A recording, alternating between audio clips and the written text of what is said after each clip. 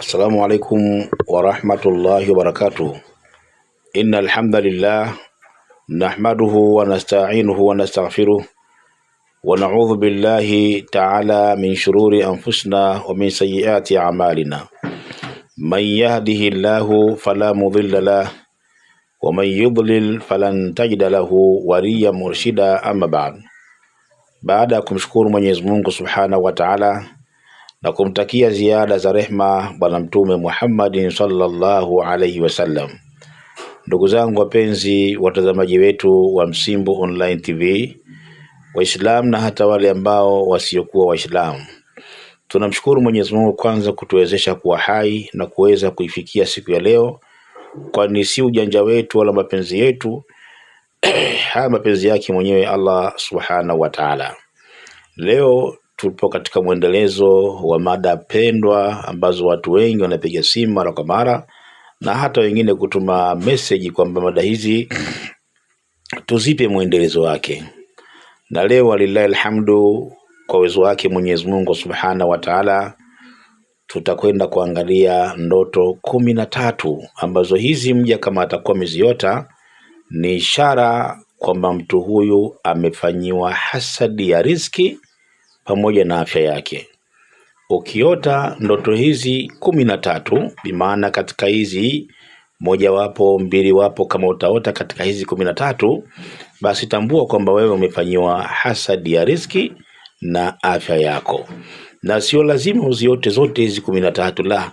Ukiota mbili au moja lakini ikawa inajirudia, basi tambua na elewa kwamba wewe umefanyiwa hasadi katika upande wa riziki na umefanyiwa hasadi katika upande wa afya.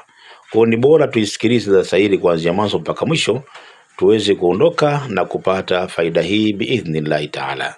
Na hapa niombe ndugu zangu katika imani, yeyote ambaye atakayekuwa katika hizi zimemgusa, basi na ukataka ushauri, basi usipige, tuma tu message yako, utakwenda utajibiwa. Na hasa ukituma WhatsApp itakuwa rahisi sana kujibiwa katika hilo. Kwa nini nasema utume tu message? Mara nyingi watu wa ndoto wakipiga simu wanakuwa wanaongea muda mrefu, stories zinakuwa nyingi sana. Kwa hiyo mtu anakuwa busy, ataona kama unamdharau na mwende kumkatisha. Kwa hiyo ni bora tu akatuma voice note katika WhatsApp au kutuma message, basi kwa muda wangu inshallah ndio swali hilo nitakwenda nitalijibu. Twende moja kwa moja katika hizi ndoto 13 ambazo leo tunakwenda kuzitafsiri na kuzieleza. Na mara nyingi wanasema kitabu ambacho ninachotumia kutafsiri hizi ndoto ni Tafsirul Ahlam cha Muhammad ibn Sirin, ndio tunapita nacho na ndio tunakuna nacho katika tafsiri zetu hizi. Ya mwanzo kabisa, ru'yat antash'uru an-nara fil baiti. Ya kwanza kabisa ni mtu kulala kisha akaota moto ndani ya nyumba. Bimaana umelala ukaota nyumba inaungua moto, nyumba yako inateketea kwa moto, ama ukaota moto katika nyumba. Kiota ndoto kama hii ni ishara ya ubaya, ni ishara ya chuki, ni ishara kwamba mtu huyu amefanyiwa hasadi upande wa riziki na amefanyiwa hasadi upande wa afya. Kwa jiangalie sana, kama itakuwa ndoto hii inajirejea kwako mara kwa mara, basi haraka dumu katika zile dua ambazo amezifundisha bwana mtume Muhammad sallallahu alaihi wasallam, ambao ukiangalia katika darasa zetu na video zetu za nyuma, dua hizo utakwenda utazipata biidhnillah Ta'ala. Kwa hiyo hii kama utakuwa unaiota mara kwa mara nyumba yako inaungua, ama kama utaota nyumba jirani yako inaungua, basi hali hiyo imewakumba jirani zako. Bimaana huyo jirani yako au nyumba jirani yako basi wamefanyiwa hasad au wamefanyiwa uchawi wa kuwa na afya mgogoro. Kwa hiyo hii ni ya kwanza katika zile 13 ambazo leo tunakwenda kuzieleza. Ya pili, ru'yati namli yanshiru fil baiti. Ndoto ya pili ni kuota wadudu chungu wameenea, wadudu chungu kuwa wengi katika nyumba yako. Bimaana ukilala kisha ukaota wadudu chungu wamesambaa katika nyumba yako, na ndoto hii ikawa inajirejea, basi tafsiri yake na maana yake kwamba nyumba yako hiyo wewe mwenyewe umefanyiwa hasadi ya riziki, upande wa riziki, na umefanyiwa hasadi upande wa afya. Ukifanyiwa hasadi upande wa riziki, ndugu yangu, ni mtihani sana, kwa sababu Muda mwingine mpaka vile vyanzo vyako vya kupatia pesa vile vinakwenda vinaharibika. Ulikuwa na mipango kwa kibiashara inakwenda inaharibika. Takriban mambo yako kila siku unakuwa upande, kila siku unakuwa unashuka na mpaka muda mwingine ujielewi kwamba vipi mimi sababu ninashuka hivi, na jitihada kubwa naifanya. Kama ndoto kama hii unayo, basi hii ni dalili ama ni ishara kwamba kuna hasadi ndani yake inafanyika. Hiyo ni ngapi? Hiyo ni ya pili. Ndoto ya tatu, ru'yat tusaqat sha'ru fil manami. Ndoto ya tatu katika zile 13 ni mtu kulala kisha akaota nywele zake zimeondoka, bimaana amenyolewa nywele katika usingizi. Na hasa ukinyolewa ikiwa kipara kabisa, ndio mtihani mzito sana. Yaonyesha wazi kwamba kuna hasadi ndani yake, kuna chuki ndani yake, kuna fitna ndani yake. Na hii kama hata yote mwanamke, yaonyesha wazi kuna mgogoro wa kifamilia baina yake tatokea, na kadhalika, na chuki, maneno mabaya sana kuyapata kwa mtu akilala kisha akaota amenyolewa nywele. Kwa ukiziota hizi ndugu yangu katika imani, ni ishara ya hasadi. Wakati mwingine vile vile inabashiri kheri, yategemea muda gani na wakati gani mtu amekuja akaiota ndoto kama hii. Kwa hiyo ni ndoto ya tatu katika zile 13 ambazo leo tunakwenda kuzieleza biidhnillah taala. Kwa hiyo ukilala kisha ukaota umenyolewa nywele, basi ni mtihani mzito, na kama itakuwa inajirudia mara kwa mara, basi haraka waone wataalamu waweze kukupa maana na waweze kukusaidia kwa dua mbalimbali za daful balaa, dua za kuondosha mabalaa. Hiyo ni ya tatu. Ndoto ya 4, ru'yatu suqutul baiti au tashaqququhu. Ni mtu kulala kisha akaota nyumba yake inaanguka au inapasuka. Kuota nyumba inaanguka au inapasuka. Ukiota ndoto hii ndugu yangu katika imani, kwamba ni ishara kama yale ambayo tulieleza, ni ishara ya mitihani mikubwa itakayotokea, ni ishara ya misiba itakayotokea, ni ishara ya mambo ya kutisha yatakuja kutokea. Hasa utakuja kuanguka katika swala zima la riski, na utakuja kuanguka katika swala zima la kiafya. Hii ni ya 4 katika zile 13 ambazo leo tunakwenda kuzieleza biidhnillahi taala.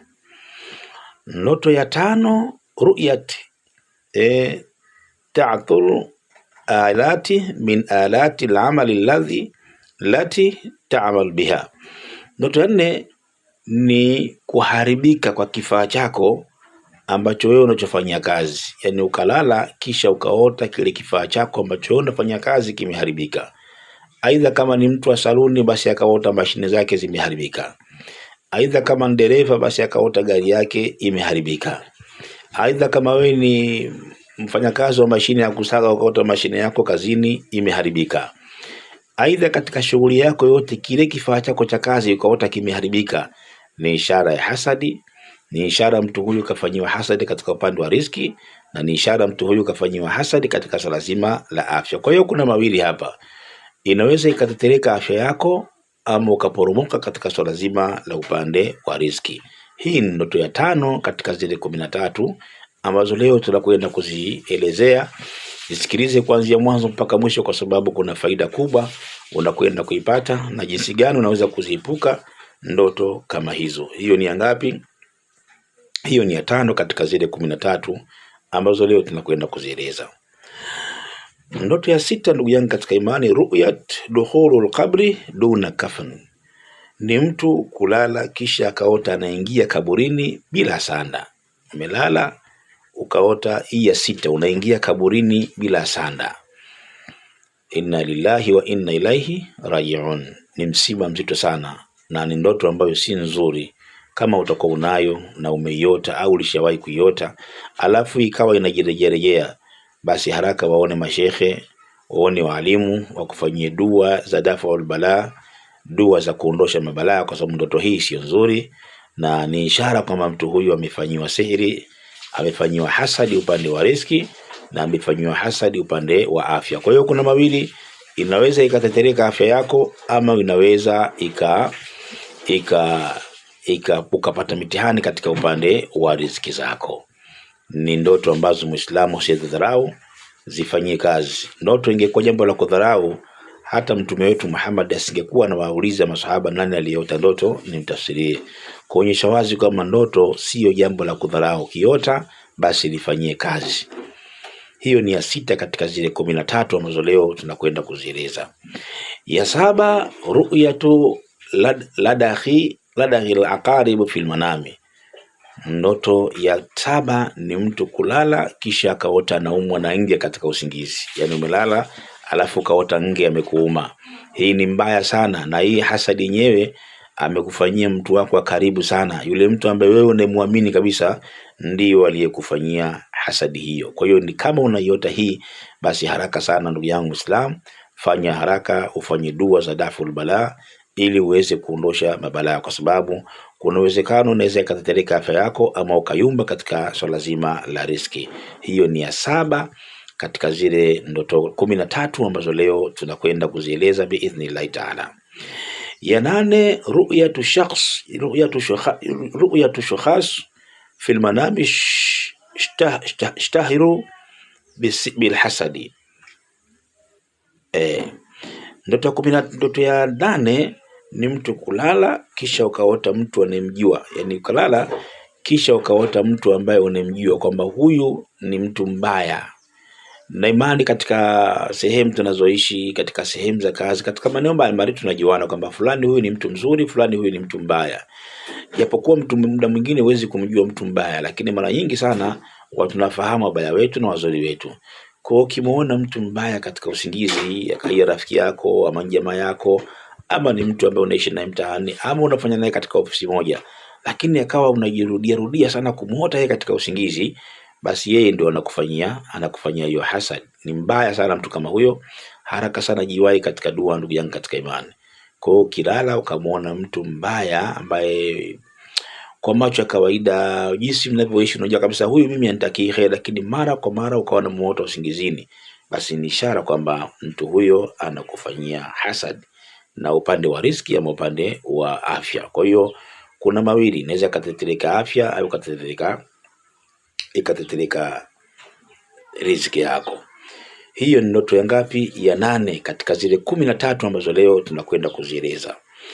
Ya 9 ni hii, ru'yat jami'il amradhi al-ajladiyya fil manami. Ni mtu kulala kisha akaota maradhi ya ngozi. Bimaana akalala akaota ugonjwa wa ngozi au magonjwa ya ngozi katika usingizi. Ndoto hii ndugu yangu katika imani ni mbaya, na kama utakuwa unaiota basi haraka sana jiwahi katika dua mapema ili mabalaa yasijakakukuta. Jiwahi katika dua mapema ili mabalaa yasiweze kukukuta. Ni mbaya na si nzuri hii kama utakuwa unaiota mara kwa mara. Na hapa nitoe nambari yangu ya simu, kama mtu atakuwa nayo hii anipigie, alafu nitamwambia kitu gani awe anakifanya usiku kabla kulala. Nambari yangu ni 07568111 mwisho 26, na nyingine ni 0793052052 0756811126 na 0793052052. Tumeishia ndoto ya 9. Ndoto ya 10 ni ru'yati dhayai nuqud fil manami. Ni kulala kisha ukaota kupotea kwa pesa katika usingizi. Bimaana umelala ukaota umepoteza pesa zako zimepotea katika usingizi. Ni ndoto mbaya sana shekhe, ambayo kama utakuwa unaiota hii, na kama hata kwa mtu mwenyewe aliota hii ni tajiri, basi kuna anguko kubwa sana linakuja kwake yeye. Kuna mitihani mizito inaweza kumfika kwake yeye, kwa sababu pesa ni fitna. Inama amwalukum wa auladukum fitna, amali zenu watoto wenu ni fitna. Ukiota zimepotea ndugu yangu katika imani ni msiba na ni majanga, na ni ishara kwamba mtu huyu ataporomoka sana katika swala zima la riziki zake na hata muda mwingine katika afya yake. Kwa hiyo unaweza kuporomoka kiafya ama ukaporomoka katika swala zima la upande wa riziki. Hiyo ni ya 11. Hiyo ni ya 10 katika zile 13 ambazo leo tunakwenda kuzieleza. Ndoto ya 11 ni ru'yatul malabis almuttasikha fil manami. Ni mtu kulala kisha akaota nguo chafu usingizini. Yaani umelala alafu kaota maguo machafu, naota manguo masuruali yako wala basi kama mwanamke magauni nini chafu katika usingizi. Ukiota hii shekhe wangu ni mtihani, jihadhari sana, chukua hatua, na ikiwezekana basi ufanye dua za daful bala wal waba, ili kuyaondosha majanga na matatizo kama haya yasije yakakuharibia maisha yako. Ndoto siku zote ndugu yangu katika imani, usije ukadharau, ukiziota zifanyie kazi, ili kama ni kheri ukute, na kama ni shari basi shari hiyo iweze kukutoka vile vile.